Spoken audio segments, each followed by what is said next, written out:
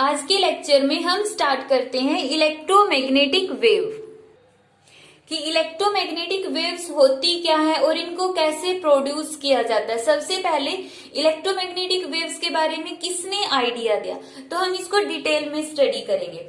तो जैसे कि हम पढ़ चुके कि हर एक चीज का एंटी पार्टिकल एग्जिस्ट करता है। इलेक्ट्रॉन का क्या हो गया, पोजिस्ट्रॉन हो गया है। न्यूट्रिनो का क्या हो गया, एंटी न्यूट्रिनो हो गया। तो हर एक चीज का एक एंटी पार्टिकल एग्जिस्ट करता है। तो यहां पर हम बोल सकते हैं कि नेचर के अंदर सिमिट्री होती है। Nature loves symmetry.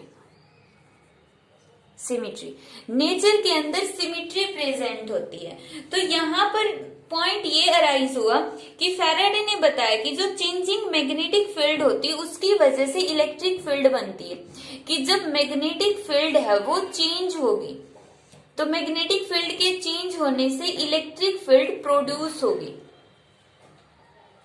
ये पॉइंट किसने बताया था, फैराडे ने, जो हम यूनिट 4th के अंदर पढ़ चुके हैं। EMI इलेक्ट्रोमैग्नेटिक इंडक्शन, कि किस तरह से मैग्नेट के पास लाने से वहां पर क्या जनरेट होता है, इलेक्ट्रिक करंट बनता है। करंट बनेगा मींस EMF जनरेट होगी, EMF से क्या बनेगी, इलेक्ट्रिक फील्ड जनरेट हो जाएगी। तो ये हमने 4th यूनिट EMI के अंदर हम स्टडी कर चुके कि फैराडे ने प्रूव किया कि जैसे जैसे मैग्नेटिक फील्ड चेंज होगी, मैग्नेट को नजदीक या दूर ले जाकर, तो उसकी वजह से इलेक्ट्रिक फील्ड प्रोड्यूस होगी। अब यहाँ पर मैग्नेटिक फील्ड की वजह से इलेक्ट्रिक फील्ड प्रोड्यूस होगी। अब नेचर लव सिमिट्री के अकॉर्डिंग इलेक्ट्रिक फील्ड के चेंज होने से मैग्नेटिक फील्ड बनना चाहिए। तो ये क्वेश्चन अराइज हुआ, फैराडे के माइंड में आया कि इसका अपोजिट भी पॉसिबल होना चाहिए, बट वो इसको प्रूव नहीं कर पाए। फिर इसको प्रूव किसने किया कि इलेक्ट्रिक फील्ड से मैग्नेटिक फील्ड भी बन सकती है। ये पॉइंट मैक्सवेल ने अपनी थ्योरी से प्रूव किया। अब जब मैक्सवेल ने अपनी थ्योरी दी थी, वो उसने अपनी थ्योरी को एक एक्सपेरिमेंट के थ्रू प्रूव करके दिखाया। और वो एक्सपेरिमेंट क्या था, अब हम देखते हैं। उसने दो मेटल की प्लेट्स ली, एक्स और वाई, दो मेटल की प्लेट ली, सेम साइज की ले लेते हैं हम। सेम साइज की दो मेटल की प्लेट्स ली। दो मेटल की प्लेट्स मीन इस तरह से दो प्लेट्स ऐसे रखी हुई है, ये वर्टिकल पोजीशन में इस तरह से दो प्लेट्स को रखा हुआ है। अब इन दोनों प्लेट्स को एक बैटरी से लगा लो या सेल से, यहां से हमने कनेक्ट कर दिया। फिर एक की हमने अटैच कर दी और दूसरी प्लेट लगा दी। अब जो ये की है इसको हम क्लोज कर देंगे। तो यहाँ पर क्या होगा, बैटरी की वजह से यहाँ पर करंट फ्लो होगा। अब पॉजिटिव टर्मिनल से ये वाली प्लेट अटैच्ड है, तो यहाँ पर पॉजिटिव पोटेंशियल, और नेगेटिव पे अटैच्ड है तो नेगेटिव पोटेंशियल। तो यहाँ पे क्या बन गई, इलेक्ट्रिक फील्ड, और यहाँ पर करंट फ्लो कर रहा है, आई करंट फ्लो कर गया। और यहाँ पे जो करंट होगा आई, वो किसके इक्वल होता है, I is equal to D Q by D T, कि यहाँ पे चार्ज ट्रांसफर हो रहा है।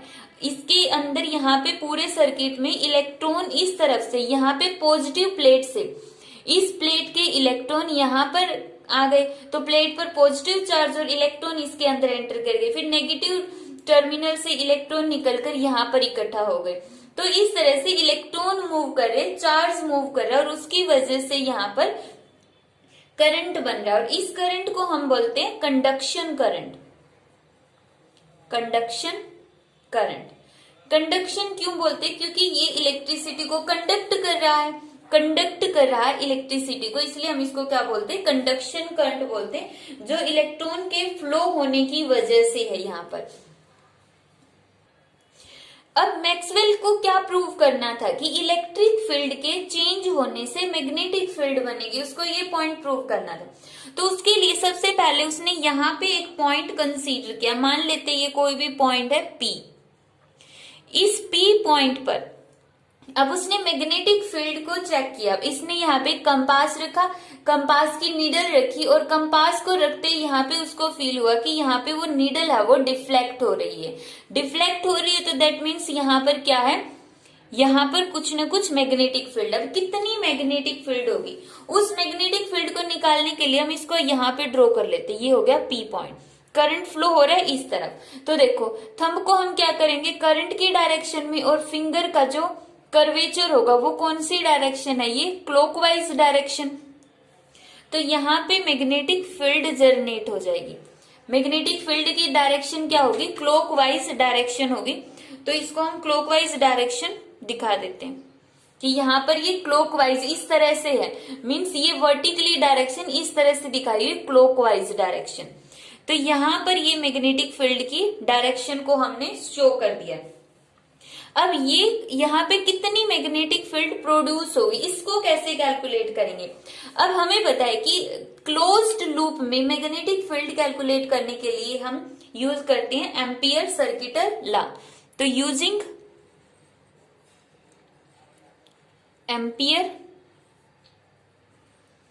Circuital law, ampere circuital law का यूज करके हम यहाँ पे मैग्नेटिक फील्ड कैलकुलेट करते हैं। Let us calculate the magnetic field at point P. तो क्या होगा, closed integration B dot DL is equal to mu naught, current कितना है यहाँ पर, करंट है आई। तो यहाँ पे इतनी मैग्नेटिक फील्ड होगी इस क्लोज्ड लूप के अंदर, मीन्स इस पी पॉइंट पर हमने मैग्नेटिक फील्ड इस फॉर्मूले से कैलकुलेट कर दी। अब उसने एक और पॉइंट लिया कि क्या इन दोनों प्लेट्स के बीच में भी मैग्नेटिक फील्ड होगी। तो इस पॉइंट को हम मान लेते क्यू पॉइंट। तो एम्पियर सर्किटल लॉ का यूज करते, ये तो किसके ऊपर था, एट पॉइंट पी के ऊपर। इसी तरह हम एट क्यू के ऊपर एम्पियर सर्किटल लॉ का यूज करेंगे। B dot DL is equal to mu naught. अब यहाँ पे करंट कितना है, यहाँ पे अगर हम देखें तो यहाँ पे तो कोई करंट फ्लो हो ही नहीं रहा, करंट तो सिर्फ बाहर है। तो करंट की वैल्यू कितनी हो गई, जीरो, कोई कंडक्शन करंट फ्लो नहीं हो रहा। मींस एक्चुअल में यहाँ पे कोई चार्ज फ्लो नहीं हो रहा है। अगर चार्ज फ्लो नहीं हो रहा है एक पोजीशन से दूसरी पोजीशन पर, तो हम करंट क्या बोलेंगे, जीरो करंट। तो इसके अकॉर्डिंग मैग्नेटिक फील्ड भी क्या आ गई यहाँ पर, जीरो। तो एम्पियर सर्किटल लॉ का यूज करेंगे तो मैग्नेटिक फील्ड क्यू पॉइंट पर जीरो आती है। बट उसने क्या लिया, कंपास की नीडल ली, वही कंपास यहाँ पर रखा और उसने देखा कि कंपास तो यहाँ पर भी डिफ्लेक्शन शो करा उतनी ही जितनी उसने यहाँ पर शो की। मीन्स थोड़ा बहुत अगर कम ज्यादा हो सकती है, बट यहाँ पर भी वो डिफ्लेक्शन शो कर रहा है जैसे उसने पी पॉइंट पर डिफ्लेक्शन शो की थी। तो इसका मतलब यहाँ पर भी मैग्नेटिक फील्ड है। अब यहाँ पे मैग्नेटिक फील्ड वो कैसे प्रूव कर सकता है, क्योंकि करंट तो है नहीं, तो और कौन सा वे होगा जिसकी वजह से वो ये प्रूव कर दे कि यहाँ पे मैग्नेटिक फील्ड है। बेसिकली उसको प्रूव क्या करना है, इलेक्ट्रिक फील्ड के चेंज होने से मैग्नेटिक फील्ड बनती है। फोर्थ यूनिट में हम पढ़ चुके मैग्नेटिक फील्ड से इलेक्ट्रिक फील्ड बनती है, ये तो हमने पढ़ चुके हैं और ये हम अभी पढ़ रहे हैं। तो उसको ये प्रूव करना था कि यहाँ पर मैग्नेटिक फील्ड जनरेट होगी। तो उसने यहाँ पर ये बताया, उसने कहा कि जो मैक्सवेल्स की इक्वेशन है हम यहाँ पर अप्लाई नहीं कर सकते। क्यों नहीं कर सकते, बिकॉज अब उसने एक्सप्लेन किया कि क्यू पॉइंट के ऊपर हम एम्पियर सर्किटल लॉ डिफाइन नहीं कर सकते। एम्पियर सर्किटल लॉ के अकॉर्डिंग हम इस पॉइंट पर मैग्नेटिक फील्ड नहीं निकाल सकते। क्यों नहीं निकाल सकते, क्योंकि यहाँ पर इस एरिया में इलेक्ट्रिक फील्ड लगातार चेंज हो रही है। चेंज क्यों हो रही है इलेक्ट्रिक फील्ड, बिकॉज स्टार्टिंग में जैसे ही की को क्लोज किया, ऐसा नहीं है कि एकदम से इलेक्ट्रॉन यहाँ पे सारे इलेक्ट्रॉन चले गए। धीरे धीरे पहले एक इलेक्ट्रॉन जाएगा, इतनी इलेक्ट्रिक फील्ड है, फिर दूसरा इलेक्ट्रॉन यहाँ पर जाएगा, फिर इलेक्ट्रिक फील्ड बढ़ गई, फिर तीसरा इलेक्ट्रॉन यहाँ से यहाँ पर जाएगा, फिर इलेक्ट्रिक फील्ड हो गई, फिर इस तरह से ये कंटिन्यू रहेगा। अब इसका मीनिंग यहाँ पे इलेक्ट्रिक फील्ड कंटिन्यूअसली चेंज हो रही है और इलेक्ट्रिक फील्ड चेंज हो गई तो हम एम्पियर सर्किटल लॉ को डिफाइन नहीं कर सकते हैं।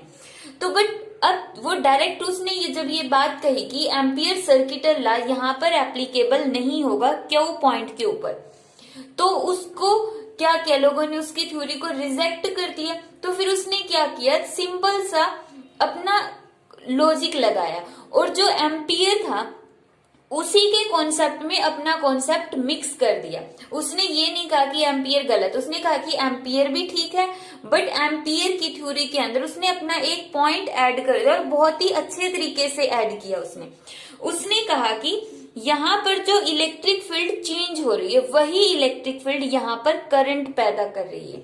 अब यही यहाँ पे उसने ट्रिक खेली, क्योंकि एक्चुअल में हमें पता है यहाँ पर कोई करंट नहीं है, कोई करंट है ही नहीं, तो मैग्नेटिक फील्ड जीरो होगी। बट उसने कहा कि जब यहाँ पे इलेक्ट्रिक फील्ड चेंज हो रही है, इलेक्ट्रिक फील्ड के चेंज होने से यहाँ पर क्या होगा, करंट पैदा होगा। इलेक्ट्रिक फील्ड चेंज होगी और उसकी वजह से यहाँ पर करंट प्रोड्यूस होगा, और जो करंट इलेक्ट्रिक फील्ड के चेंज होने से बना है उस करंट का नाम इसने रख दिया डिस्प्लेसमेंट करंट। तो अब इसने एम्पियर सर्किटल लॉ लगाया, तो B dot dl is equal to mu naught I d। अब यहाँ पर इसके बीच में डिस्प्लेसमेंट करंट आ गया ID। तो उसने कहा कि कंडक्शन करंट तो नहीं है यहाँ पर बीच में, बट डिस्प्लेसमेंट करंट, और डिस्प्लेसमेंट करंट कहाँ से आया, इलेक्ट्रिक फील्ड से आया। तो इसने एम्पियर को भी सही बता दिया और अपनी थ्योरी भी प्रूव कर दी, और इसने इस इक्वेशंस को फिर बोल दिया एम्पियर सर्किटल इक्वेशन बोल सकते हो, या फिर इसने अपनी थ्योरी को एक्सप्लेन करने के लिए इस इक्वेशन को आगे फर्दर थोड़ा सा और मॉडिफाई किया, क्योंकि ये इक्वेशन तो सिर्फ क्यू पर वैलिड है और ये इक्वेशन कहां पर वैलिड है, सिर्फ पी पर वैलिड है। तो अब एक ऐसी इक्वेशन बनाई उसने जो पी और क्यू दोनों पर वैलिड होगी, और उसको इसने नाम दिया एम्पियर मैक्सवेल लॉ उसने नाम दे दिया। और उस इक्वेशन को इसने मॉडिफाई करके कैसे लिख दिया, B dot dl is equal to mu naught conduction current I plus displacement current D। अब जब हम इसको P पर डिफाइन करेंगे एट P, तो P के ऊपर कोई इलेक्ट्रिक फील्ड चेंज नहीं हो रही, तो डिस्प्लेसमेंट करंट जीरो है, तो टोटल करंट बन गया I। और जब हम इसको Q पर डिफाइन करेंगे तो वहां पे कंडक्शन करंट नहीं है, पूरा का पूरा क्या है, डिस्प्लेसमेंट करंट है। तो इस तरह से उसने दोनों जगह ही यहाँ पे मैग्नेटिक फील्ड को डिफाइन कर दिया। और उसने कहा कि जो ये डिस्प्लेसमेंट करंट है इसका मैग्नीट्यूड किसके इक्वल होगा, कंडक्शन करंट के इक्वल होगा। जितना कंडक्शन करंट है उतना ही यहाँ पर डिस्प्लेसमेंट करंट होगा। और इसने इस डिस्प्लेसमेंट करंट के बारे में एक पॉइंट और कहा कि ये जो डिस्प्लेसमेंट करंट है उसको हम किसके इक्वल डिफाइन करेंगे, उसका फॉर्मूला क्या होगा, कैसे कैलकुलेट करेंगे कितना डिस्प्लेसमेंट करंट होगा। उसका फॉर्मूला होगा epsilon not change in electric flux divide by time. तो ये होगा डिस्प्लेसमेंट करंट का फॉर्मूला। डिस्प्लेसमेंट करंट को अगर हम यहाँ पे पुट करें तो क्या आएगा, epsilon naught D phi E divide by D T. Electric flux मतलब कि इसमें इलेक्ट्रिक फ्लक्स कितना चेंज हो रहा है, इसके बीच में कितनी इलेक्ट्रिक फील्ड लाइंस एक पर्टिकुलर एरिया में से चेंज हो रही है, वो electric flux divide by time और मल्टीप्लाई बाय यहाँ पे ये एप्सिलॉन नॉट आ गया। ये डिस्प्लेसमेंट करंट होता है।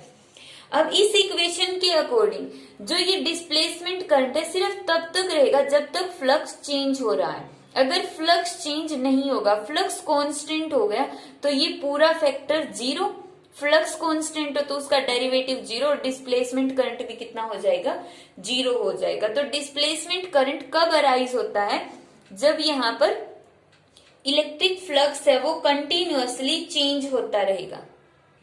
तो इस तरह मैक्सवेल ने अपनी थ्योरी को कंप्लीट किया। उसने ये यहाँ पर ये बताया कि जब यहाँ पर इलेक्ट्रिक फील्ड चेंज हो रही है तो इलेक्ट्रिक फील्ड की वजह से मैग्नेटिक फील्ड जनरेट हो गई है। अब नेक्स्ट लेक्चर में हम स्टडी करेंगे कि किस तरह से इलेक्ट्रिक फील्ड के चेंज होने से मैग्नेटिक फील्ड बनती है और उसकी इक्वेशंस क्या होगी और किस तरह से वो प्रोड्यूस होगी।